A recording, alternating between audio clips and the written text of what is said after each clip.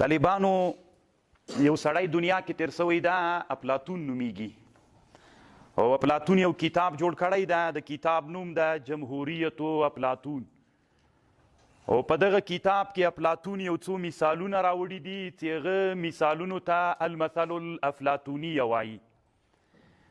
نو غواړم چې دغه عنوان دلته ذکر کو په دې باندې پوه سو چې انسانان څنګه له پاتې ژوند نه مترقي ژوند ته راولو. طالبانو ورونو په دې مثل الافلاطونیه کې یو مثال افلاطون داسې ذکر کوي. دی وایي کله چې یو څه انسانان وي د مځکې لاندې ژوند کوي، لاندې د مځکې لاندې تحت الثرى مثال ذکر کوي، یو تمثیل جوړ کړی ده د مځکې لاندې یو قوم د انسانان دی هلته ژوند کوي. دغه انسانان چې د مځکې لاندې ژوند کوي د سرداب او تاخانې کې، او دوی ته هلته په دغه د مځکې لاندې کوټې لري، کوټې جوړې کړي دي او تونلونه یې ویستلي دي. دغه انسانان چې دلته ژوند کوي دوی ته په دیوالونو باندې د دنیا د حقیقتونو عکسونه دي. د غنمو یو پټی ده، د هغې عکس سته، د غرڅو عکسونه سته، د غواګانو عکسونه سته. په دې دنیا کې چې کوم شیان دي د ضروري شیان دلته په سرداب او په دې تاخانې کې د مځکې لاندې د دې انسانانو ژوند ده. او دا انسانان هلته چې ژوند کوي نو هلته د دې دنیا د حقیقي دنیا هلته مثال سته ده. یو ورځ داسې پیښه سوله او دوی ته نږدې په دې سرداب کې د سرداب په خوله کې یو دیوال یو اور بل ده، لرګي راجمع دي او د لرګیو باندې اور بل ده. دغه اور چې دلته بل سوی ده بلیږي، نو په دې تاخانه کې چې کوم اور بل ده نو دوی د دې اور په رڼا باندې د عکسونو دید او لیدنه کوي. یو ورځ داسې وسوله چې یو څه حکیمان ول، یو څه انسانان ول په دې لاره تېرېدل، په دې سرداب کې لاندې انسانان چې اوسېدل ژوند یې کو. دوی ته یې غږ ور وکړه چې تاسې د حقیقت دنیا ته راوځئ، تاسې چې لاندې ژوند کوئ دا حقیقي دنیا نه ده، تاسې حقیقي دنیا ته راوځئ، لاندې په تاخانه کې ناست یئ، پاس راوځئ د الله د حکمتونو نه ځان خبر کوئ. نو دوی دا خبره واورېدله چې له پاس نه راغلي خلک د تاخانې ته موږ دې ته دعوت کړلو چې تاسې پاس راوځئ، دا خو صرف مثالي دنیا کې یئ، حقیقي دنیا ته راوځئ. نو دلته د انسانان درې ډلې سول. یوه ډله داسې انسانان سول چې د دوی دا خبره یې ومنله چې رښتیا وایي تاسې راځئ ووځو او دا وګورو چې حقیقي دنیا شتون لري که نه لري. یوې ډلې ویلې چې نه دا وابیان راغلي ول او موږ ته یې ویلي مازې مو د پلارو د نیکه که انسان باندې تقلید چې غالب شي که نه د پلارو د نیکه، هغه ورته ویلي دا دویمې ډلې وي نه دا اصل کې موږ او تاسې د پلارو د نیکه له کاره باسي. د پلارو د نیکه پرمختګ مو دا و چې باید همدلته سوریو کې اوسیږو. حقیقي دنیا موږ نه غواړو. حقیقي دنیا څوک ده؟ هغه بیا دیموکراسۍ ده، هغه بیا وابیت ته هلته نه ورځو. درېیمه ډله متردده وه. یو ور یې ویلي چې وځو حقیقي دنیا ته، بیا یې ویلي نه وځو حقیقي دنیا ته. په دې باندې دوی داسې مشوش ول. نو په دې کې یوه ډله راووتله، یقین چې درلود چې راځئ د حقیقي دنیا ته وځو، خو دا لږ خلک ول. اکثره هغه چې پلارونه او نیکونه یې په کوم ژوند کې پاتې سوي ول چې د سرداب او د مځکې تحت الثرا لاندې هغه ژوند باندې خوشحاله ول، هلته پاتې سول، راونه وتل. لږ انسانان پاس راووتل. چې راووتل نو شپه وله، چې راووتل شپه وه، ستورو ته یې وکتل. هو څومره ښکلا ده، موږ ته خو هلته صرف نقشه وله، دا خو په حقیقت بدله سوله. لږ وروسته سپوږمۍ راوختله، څومره ښکلا ده او ښایسته، څومره ښه رڼا ده. د دریاب څنډې ته لاړل چې د دریاب څپې په شپه کې ولیدلې، د ستورو د سپوږمیو انعکاس په دریاب کې و. سهار راوخوت، لمر راغی، داسې نادرې شعلې وهلې، ټوله مځکه چې د شپې تیاره وه رڼا یې کړله. فکر یې وکړه چې ښه تا څومره حقیقي دنیا ده. هلته خو د لمر صورت و، هلته د دریاب صورت و، هلته د سپوږمۍ مثل و، هلته د ستورو شکلونه ول، دلته په حقیقت ته خوند یې ورته ورکړه.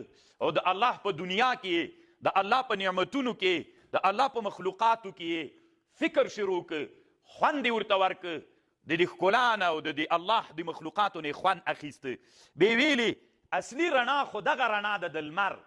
هلته چې په سرداب کې کومه رڼا وله، کم ښایست و او اور چې لګېده، دا اور خو اصل چې جوړ کړی ده لمر جوړ کړی. فکر یې وکړ طالبانو کله چې د لمر شعاوې په کوم ځای لګېږي، دا بوټو ونو ته ټول هغه غټوالی چې غټوي څوک هغه ورکوي لمر. نو دوی پوه سول په دې باندې چې دا ونه غټه سوې ده، دا د لمر د وجې نه ده. بیا چې دا وچه سي چې اور راچوي، دا د لمر ګټه ده. شیان لمر ته منسوب کړل د الله په حکمت سره. نو دنیا یې ولیدله.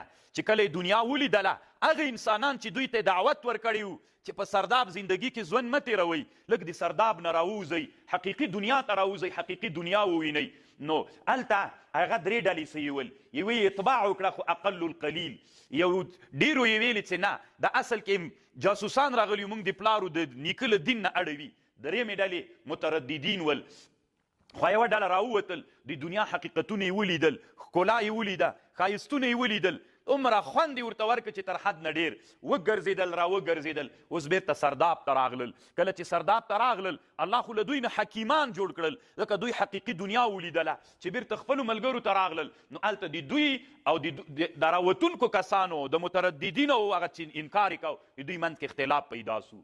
نو افلاطون وایي ټول عمر د حکیمان او د ملت په مابین کې جنجال وي، ځکه حکیمان حقیقت د دنیا ویني، او هغه انسانان چې حقیقت د دنیا نه ویني، نو هغه حکیمانو ته په بده سترګه ګوري. خپلو حکیمانو ته، هغه انسانانو ته چې دنیا په داسې سترګه ورته ګوري، وایي لکه سې وابي ده، وایي لکه سې ما د پلارو د نیکه له دین نه اړوي. ټول عمر د حکیمانو او د رعیت په مابین کې جنجال وي. حکیمان حقیقت د دنیا ویني، غواړي چې د خپل رعیت راپورته کړي، او څوک هغه غواړي رعیت غواړي، لکه هغوی ته علم نه وي، د حقیقت د دنیا ادراک نسی کولی، نو هغوی ته د سردابو د تاخانې ژوند، پرمختللی ژوند، دا دین ورته ښکاري. او بیا طالبانو تاسې ښه فکر وکئ، دوی داسې عقیده جوړه سوي، ځکه انسان کوم ځای کې چې واوسي د هغه د انسان طبیعت ده. دی چې د سردابو تاخانې په ژوند کې ژوند کړی ده، دی داسې فکر کوي دا انسان چې همدغه لکه سي دین ده، چې دا راووتلې حقیقي دنیا ته لکه چې له دین نه وځې. تاسې نه پوښتنه کوم د سرداب په ژوند کې چې سړی وي، او د سرداب د ژوند نه چې پاس حقیقي ژوند ته راسي، د دنیا د سر ژوند ته راسي، هلته او دلته دین کې بدلون راځي؟ نه. او هلته هم دین ده، دلته هم دین ده، خو دلته دین قوت پیدا کوي، ځکه سړی چې مثال وویني الله ښه پېژني، او که حقیقت وویني الله ښه پېژني. عین الیقین ښه ده طالبانو، که علم الیقین ښه ده؟ علم الیقین هغه ته ویل کېږي چې خبر دی اورېدلی وي. عین الیقین هغه علم ته ویل کېږي چې مشاهده دې کړې وي. نو چې تا مشاهده وکړله، ایمان په کم ژوند کې ښه وي؟ عین الیقین کې. نو دی فکر کوي په هغه کتني ژوند کې چې دا مې د پلارو د نیکه ژوند ده، کله دې ژوند نه زه راووتلمه، نو بس زه نعوذ بالله ګمراه کېږم. ټول عمر د حکیمانو د رعیت په دې باندې جنجال وي چې دې ژوند کې مونږ، نو بس اخوانه ټاپوي وابیون، او دې خانه ورته ویل کېږي بریلویون، بس دواړو سره جنجال پسې را جنجال وي. نو د علما جامعه داسې علماو ته ضرورت لري چې خپل رعیت سره دا مقابله وکړي، د سرداب له ژوند نه راوباسي. ګوري طالبانو، افلاطون چې دا کوم کتاب جوړ کړی المثل الافلاطونیه یا جمهوریت افلاطون، دا کتاب تر اسلام نه مخکې جوړ سوی ده. دی وایي د الله عادت همدا ده چې انسان چې د سرداب په ژوند کې ده، اصل کې انسان ژوند سردابي ژوند ده، اصل د انسان ژوند تیاریکي ژوند ده. په دې تیاریکي ژوند نه راویستل دا د حکیمانو کار ده. حکیمان راځي ورځ تر بلې نه انسانان حقیقي ژوند ته راباسي.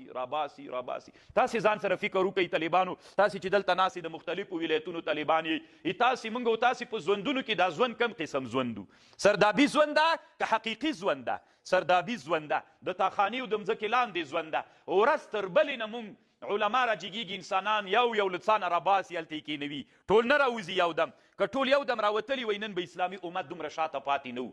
د اسلامي امت د شاته پاتې کېدلو علت دا ده چې مسلمانان ژوند په کم ژوند کې کوي؟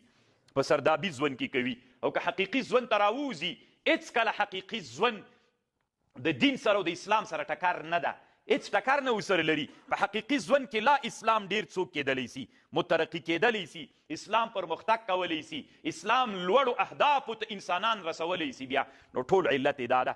خو ګورئ طالبانو تاسې یو ډېر ښه مثال د په دې تاسې فکر وکئ. بیا داسې نه چې دلته مو واورېده بس هوا منصوره وګرځېده، نه طالبانو داسې به نه کوئ. په دې مثال کې به ما سره عهد کوئ چې دا به ځان سره د زړه په پرده لیکئ او د تاسې به دا کار وي چې انسانان له سردابي ژوند نه حقیقي ژوند ته راوباسئ. حقیقي ژوند ته چې راویستل کیږي نو هغه د علومو په نشر باندې کیږي. نو چې هغوی بیرته ورننوتل دا لږ کسان هلته چې ورننوتل هغوی ته یې ویلې دې ژوند کې تاسې وخت تېروئ، دا د دودونو ژوند، دا د څه ورته وایي، دا د تیارې ژوند، دا د اور رڼا ته راځئ حقیقي ژوند ته راوځئ چې سمه رڼا ووینئ، برق ووینئ، ګروپونه ووینئ، هلته حقیقي حیوانات ووینئ، په سترګو یې وینئ، د دریابونو او د ستورو ښکلا ووینئ، د سپوږمۍ رڼا ووینئ. نو هغوی چې ورننوتل هغوی ته یې ویلي وي ځئ تاسې وابیان سوي د دین نه اوښتي یا جنجالو پسې جنجال. خو بیا هم همدغه انسانان چې حکیمان دي چې هلته سرداب ته ورننوتل، د سرداب په ژوند کې اوس د چا زړه په تنګېږي؟ د حکیمانو په تنګېږي هغه ژوند کې که نه؟ او د سرداب د ژوند والا خلک هلته بلد دي، د هغوی زړه په تنګېږي؟ نه، بس جنجالو پسې جنجال سي. بس دی هلته دعوت شروع کی 4-5 دانې نور راوباسي حقیقي ژوند ته، بیا هغوی راولي. نو کرا د سرداب د ژوند نه انسانان الله عز وجل راباسي. او طالبانو تر څو قیامت کېږي هم نه چې انسانان د قوت نه فعل ته راونوځي. دنیا چې تر څو الله ټوله دنیا آباده نه کړي قیامت کېږي هم نه. الله د دنیا دغسې نه ده پیدا کړې، دنیا یې د دې لپاره پیدا کړې چې تا باندې الله خپل قدرت وویني. نو په سردابي ژوند کې د الله قدرت پېژندل کېږي که په حقیقي ژوند کې؟ دا خو طالبانو تاسو یې موږ خو د مځکې په سر باندې یو. نن عصر کې طالبانو کفري نړۍ کله سپوږمۍ ته لاړه سي، کله مریخ ته لاړه سي، کله پورته په فضا کې څېړنې کوي، او مسلمانان چیرته دي د مځکې په سر باندې دي. نن طالبانو دا ناسا په نامه یو امریکایي څېړنیزه شبکه ده یا نور دنیاوال چې پورته په فضا ته سپوږمۍ توغوي، هلته هغوی علمي تحقیقات کوي. موږ تر اوسه پورې په سرداب کې موږ څه وایي دا نه منو، دروغ دي، هسې له ځانه خبرې دي، موږ غلطوي او دغسې کوي او هغسې کوي. موږ چې بیا مریخ او سپوږمۍ ته ورسیږو، دوی بیا پورته فضا لا متناهي کې نور پرمختګ کړی وي. پکار دا ده چې اسلامي امت طالبانو تر کافرانو نه د سرداب له ژوند نه مخکې راوځي. ټول عمر په همدې باندې جنجال ده د حکیمانو د رعیتونو په مابین کې چې امت له تیارو نه راوباسو. دا اوس پرون ما وړه دوره کې طالبانو نه پوښتنه وکړله، میل افغانستان کې یو طالب نه مې پوښتنه وکړه میل د کوم ولایت وي؟ د هلمند میل د کومې ولسوالۍ وي؟ د ګرمسیر میل. په سلو کې څومره انسانان دي تاسې وطن کې تعلم کوي؟ سلو کې نه کوي. 10% تعلم باندې مصروف دي. او څومره انسانان 90 انسانان وي په تعلم نه دي. بل نه مې پوښتنه وکړه میل د کوم ولایت وي؟ د زابل میل. هلته وي 180 کې. تاسې اوس ماته ووایي طالبانو، خو تاسې وطنو کې به هم همداسې وي که نه؟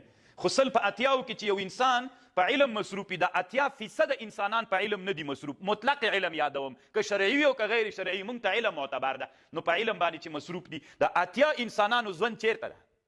په سرداب او په تخانه کې ده. دی به د سرداب له ژوند نه څوک راباسي؟ علما به یې راباسي. خو علما کله دې مسئلې ته هغه کړی ده، علما کله داسې مسئلې را پیدا کړي چې انسانانو له علم نه زړه تور کړي. علما اختلافي مسلو ته داسې ور ودانګي، علما اختلافي مسئلو کې دومره عمیق نه نوځي. هغه یو څه انسانان چې علم ته راوتلي دي زړه یې ور تور کړي، دا دین خو نو ټول اختلاف د ملایان نه سره جوړیږي. نو موږ دا څه کوو؟ نو طالبانو ژوند جوړ دی همدې دپاره ده که نه؟ جوړ ده که نه د همدې دپاره چې 180 کې انسانان علم په دومره پرمختللې دنیا کې چې نن دنیا چیرته لاړله، په 100 کې 80 انسانان په افغانستان کې په علم نه دي مصروف، 0% مصروف دي. نو خو چې راپورته سوي دي هغه هم نسبي راپورته کېدل، دنیا ته په نسبت سره 0 دي. هغه خو زه د افغانستان سره په نسبت 80 حقیقي دنیا ته راغلي دي. 0 څو نفره په سردابي ژوند کې هغه کوي؟